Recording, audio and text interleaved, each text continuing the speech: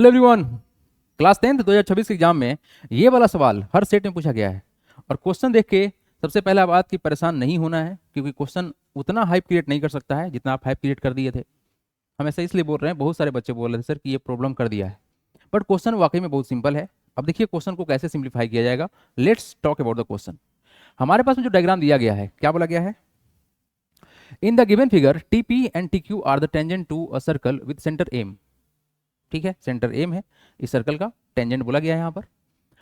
Touching the another circle with centre N, यानी हमारे पास दो सर्कल है, बड़ा वाला का एम सेंटर है और छोटा वाला का एन सेंटर है।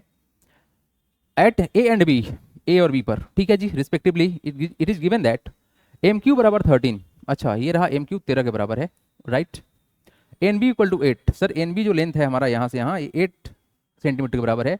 बी क्यू 35 है। Where is B Q? ये रहा सर बी क्यू 35 है। एंड टीपी बराबर 80 सेंटीमीटर। तो क्या है तुम्हारा ये टीपी, ये से जो लेंथ है ना बड़ा वाला, यानी डेफिनेटली ये 80 है तो ये भी तुम्हारा 80 होगा, क्योंकि टेंजेंट का लेंथ जो एक्सटर्नल पॉइंट से होता है वो इक्वल होता है, ये सबको पता है, राइट। ठीक है जी, आइए नेक्स्ट क्या करना है। Name the quadrilateral. क्या है sir? M Q B N. कहाँ गया? एम क्यू बी एन, यही है ना, M Q B N, M Q B N. ये क्वाड्रिलेटरल क्या है ये बताना है। अब सबसे मजेदार बात क्या है कि सर हमको एक बात पता है क्या, कि अगर आपने परपेंडिकुलर ड्रॉ कर दिया है टेंजेंट पर, मतलब जो सेंटर ज्वाइन करता है टेंजेंट को वो परपेंडिकुलर होता है, थ्योरम है ना। तो यहां पर अगर हम बात करें फर्स्ट का, तो क्या बोल सकते हैं? हियर हियर ये जो एम क्यू है ना, इट इज एम क्यू। क्या सर? ये एम क्यू परपेंडिकुलर ऑन क्या बताइए?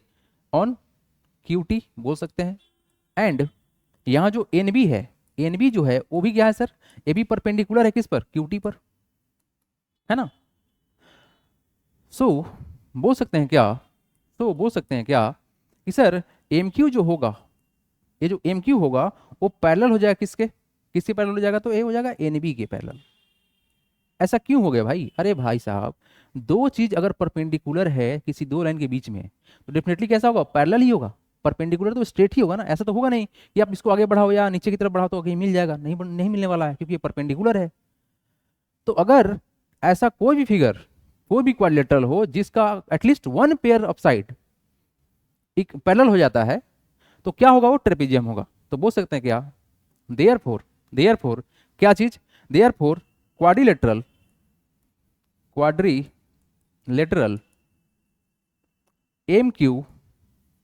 M Q B N is a trapezium. जो quadrilateral M Q B N है ना, वो ट्रेपेजियम है। क्यों? As it's one pair of opposite sides are parallel. बस, सिंपल, फिनिश्ड। नेक्स्ट क्वेश्चन क्या है? Is M N parallel to P A. ये कहाँ भाई? ये कहाँ है? एम एन, ये रहा एम एन, ये रहा sir M N parallel to P A, ये रहा पी ए। सबसे पहला बात कि जैसे ही हमने यहाँ पर ड्रॉ किया, ये हमको लग गया कि सर ये आगे जाके मिलने वाला है, तो डेफिनेटली नहीं होगा पैरेलल। बट कैसे नहीं होगा ये बताना है, जस्टिफाई योर आंसर। तो सेकंड का बात करें हम लोग, तो सिंपल हम क्या बोलना चाहते हैं कि सर लिखें क्या? हियर जो एम पी है is not equal to N A. क्या है सर? ये इक्वल नहीं है। और बोल सकते हैं क्या? एंड बोल सकते हैं एक बात और, कि जो एमपी है, एमपी जो है परपेंडिकुलर है इस पीटी पर। एंड ये जो एन ए दिखाना है ना, क्या दिखाना है हमको? एम एन और पी ए। ओके ठीक है, कोई बात नहीं। एन ए जो है वो भी क्या है सर? परपेंडिकुलर है किस पर? पीटी पर। देयरफॉर क्या बोल सकते हैं? देयरफॉर क्या व्हाट टू डू? हाँ, M N is not parallel to what PA। M N is not parallel to PA। अब जस्टिफाई कर रहा बात क्यों नहीं होगा? क्योंकि अगर दो लाइन पैरेलल हुआ ना तो उसके बीच का डिस्टेंस इक्वल होगा। देखो ध्यान से, ये बीच का जो परपेंडिकुलर डिस्टेंस था ना, ये इक्वल नहीं है। तो क्या लिखेंगे यहाँ पर? लिखें क्या, as the distance the perpendicular distance, और अच्छा वर्ड रहेगा, as the perpendicular perpendicular distance between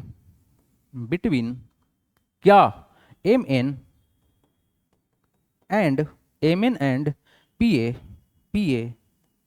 is not same. हो गया काम खत्म। नेक्स्ट काम क्या करना है, find the length of TB. अच्छा, टीबी निकालना बड़ा आसान है। व्हाट टू डू, टीबी, ये रहा टीबी, कैसे निकालोगे सर, हमको पता क्या है, वी नो दैट रखो भाई, वी नो दैट क्या सर, ये जो पीटी साहब होंगे तो बिल्कुल बराबर होंगे किसके सर, क्यूटी साहब के। क्यों, a tangent from the external point equal होता है, tangent from external point are equal in length, ठीक है। देयरफॉर क्या हो जाएगा कहानी, देयरफॉर ये जो क्यूटी हो जाएगा, पीटी तुम्हारा कितना दिया हुआ है, देखो ध्यान से, पीटी दिया हुआ था ना यहाँ पर, 80 दिया हुआ था, देयरफॉर 80 बराबर क्या हो जाएगा, क्यूटी। और क्यूटी जो बेसिकली है दो पार्ट में टूटा हुआ है, कैसे, तो 80 इक्वल टू लिख दो, क्यूटी को तोड़ देते कितना, क्यूबी प्लस का बीटी, निकालना क्या था, टीबी निकाला था, इस बीटी को टीबी कर देते हैं भाई, टीबी कर देते हैं, ठीक है। तो बताओ, ये तो तुमको पता है कितना 35, तो कितना हो जाएगा रिजल्ट, 80 इक्वल टू कितना हो जाएगा सर, 80 इक्वल टू 35 ही है ना, हाँ बिल्कुल, प्लस का टीबी। बता दो भाई मेरे यहाँ से टीबी कितना हो जाएगा, तो सर 80 में से घटा लेते हैं इसको 35 को, तो क्या निकलेगा तुम्हारा, ये टीबी निकल जाएगा। तो बताइए कितना होगा सर, 10 में जाएगा 5 तो हो गया, 5 हो जाएगा सर, 7 में जाएगा 3 तो हो गया 45 is the required answer. TB का लेंथ तुम्हारा 45 यूनिट क्या है, सेंटीमीटर।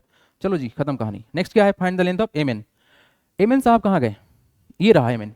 भाई ये क्वेश्चन जो है ना, जो यहाँ पर 4th नंबर क्वेश्चन है, ये क्वेश्चन बढ़िया है, आइए उसको समझाते हैं। बाकी सब क्वेश्चन नॉर्मल थे, है ना, हो सकता है कि कुछ बच्चे परेशान हुए होंगे, इसीलिए बोला है सर कि सर पेपर बहुत लेंदी कर दिया है, नहीं बेसिकली मैथमेटिक्स का टेस्ट है तो थोड़ा सा तो बनेगा ही माहौल।